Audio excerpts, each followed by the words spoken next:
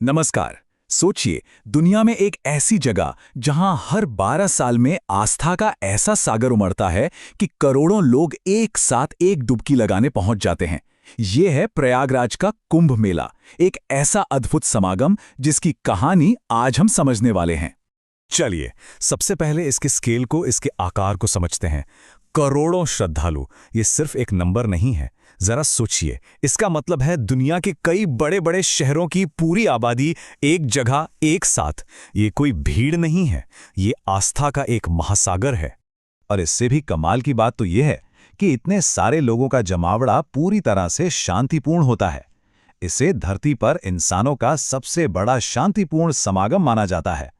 आज की इस दौड़भाग वाली दुनिया में ये अपने आप में एकता और शांति का एक बहुत बड़ा प्रतीक है। तो सवाल ये उठता है कि आखिर वो कौन सी शक्ति है, कौन सी वो कहानी है जो करोड़ों लोगों को एक ही वक्त पर एक ही जगह खींच लाती है। चलिए, इसी रहस्य से पर्दा उठाते हैं। देखिए, कुंभ मेले का जो सार है ना, वो एक बहुत ही गहरे विश्वास में टिका है। ये विश्वास है एक पवित्र डुबकी का। मान्यता ये है कि ये स्नान सिर्फ शरीर को नहीं बल्कि आत्मा को भी शुद्ध कर देता है, पापों से मुक्ति दिलाता है और मोक्ष का रास्ता दिखाता है।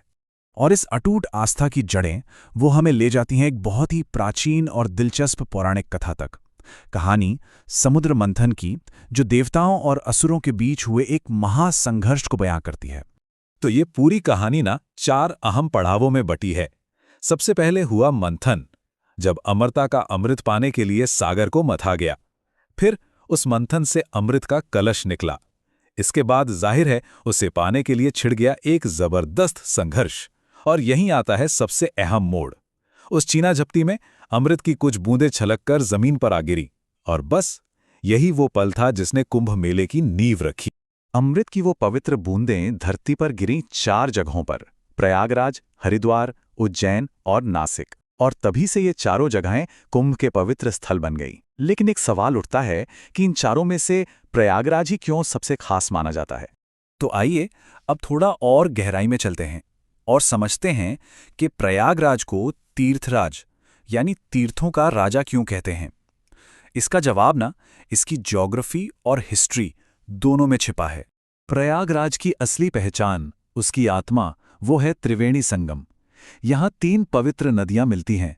गंगा और यमुना तो हमें दिखती हैं, पर माना जाता है कि एक तीसरी पौराणिक नदी सरस्वती भी अदृश्य रूप में यही आकर मिलती हैं।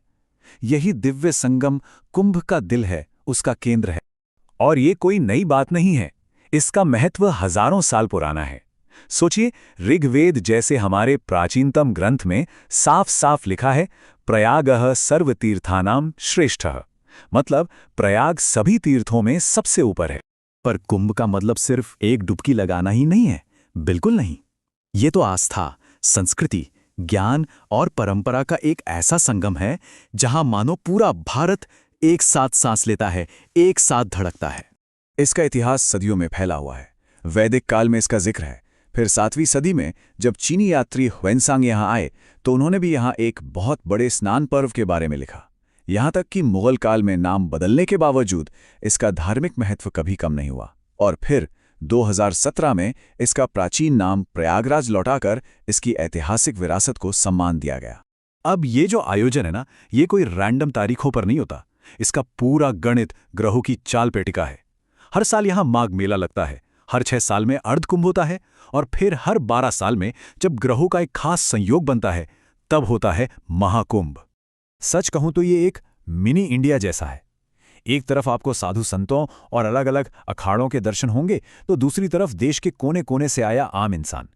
यहाँ आकर ना जाति, वर्ग, भाषा, ये सारी दीवारें टूट जाती हैं, और वसुधैव कुटुंबकम की जो भावना है, यानी पूरी दुनिया एक परिवार है, वो यहाँ जमीन पर जीती जागती नजर आती है। तो सवाल ये है कि आज के इस मॉडर्न जमाने में इस इतनी पुरानी परंपरा की क्या जगह है, इसका क्या महत्व है? इसका महत्व इतना बड़ा है कि इसे पूरी दुनिया ने माना है।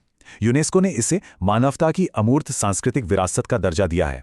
अब इसका सीधा सा मतलब है कि ये सिर्फ एक मेला नहीं, ये एक जिंदा परंपरा है, एक ज्ञान है, जिसे बचाकर रखना, इसे अगली पीढ़ियों तक पहुंचाना हम सबकी जिम्मेदारी है। और सच में यही सबसे जरूरी बात है। कुंभ मेला कोई म्यूजियम में रखी पुरानी चीज नहीं है। ये एक जीती जागती धड़कती हुई सभ्यता का सबूत है जो भारत के हजारों साल पुराने अतीत को उसके आज से जोड़ती है। तो ये सब हमें एक बहुत ही गहरे सवाल पर लाके छोड़ देता है कि आज के इस टेक्नोलॉजी और मॉडर्नाइजेशन के दौर में आखिर एक हजारों साल पुरानी परंपरा में ऐसी कौन सी ताकत है जो करोड़ों लोगों को अपनी तरफ खींच लेती है। ये हमारे अपने जीवन में विश्वास और समुदाय की शक्ति के बारे में क्या कहता है। इसलिए हमारे साथ बने रहने के लिए चैनल को सब्सक्राइब करना ना भूलें। अब अगले विश्लेषण में मिलते हैं।